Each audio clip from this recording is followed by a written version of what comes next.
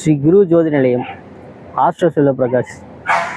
இன்னைக்கு கிரகங்களோட உச்சம், மூலத்திரிகோணம், நட்பு, சமம், பகை அதை பற்றி தெரிஞ்சுக்க போகிறோம். கிரகங்கள் 9 இருக்குது.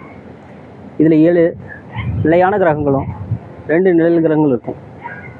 சூரியன், சந்திரன், செவ்வாய், புதன், குரு, சுக்கிரன், சனி, ராகு, கேது. இந்த கிரகங்கள் ஒருத்தருக்கு முழுமையாக பலன் தருமா தராதா அப்படிங்கிறத பற்றி தெரிஞ்சுக்கலாம்.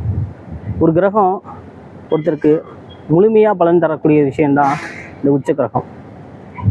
ஒரு ஜாதகத்தில் ஒரு கிரகம் உச்சமடைஞ்சிருந்தால் அவருக்கு அந்த பாவகத்துக்கான பலனை அந்த கிரகம் முழுசாக தர்றதுக்கு கொடுக்கக்கூடியதாக இருக்கும்.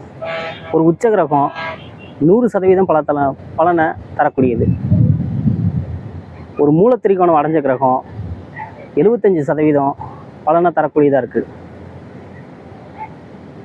ஒரு நட்பு கிரகம் 50% பலனை வெளிப்படுத்தக்கூடிய இருக்குது. ஒரு பகை கிரகம் 10% பலனை தரக்கூடியதாக இருக்குது. ஒரு சமம் அடைஞ்ச கிரகம் 25% தன்னோட பலத்தை வெளிப்படுத்தக்கூடியதாக இருக்கும். ஒரு கிரகம் நீச்சம் அடைஞ்சிட்டா அது 5-2% பலன் தரக்கூடியதாக இருக்குது. நீச்சத்துக்கு சில விதிவிலக்குகள் இருக்குது.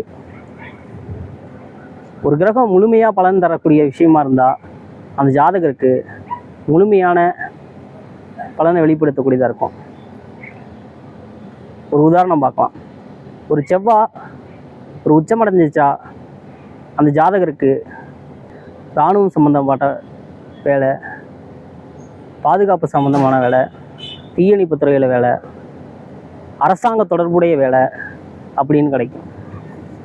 அதே போல் ஒரு சூரியன் ஒரு கிரகம் உச்சமடைஞ்சிருந்து அந்த பாவகத்தோட தொடர்பு இருந்தால் அந்த ஜாதகருக்கு அரசாங்க தொடர்புள்ள அமைப்பு கிடைக்கும்.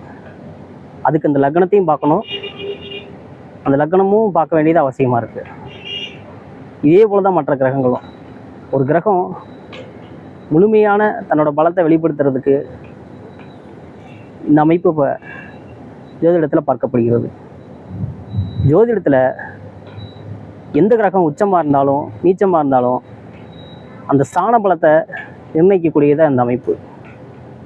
ஜோதிடத்தின் மூலிமா இந்த ஸ்தான பலத்தை தெரிஞ்சுக்கிறது அவசியமாக இருக்குது. நன்றி.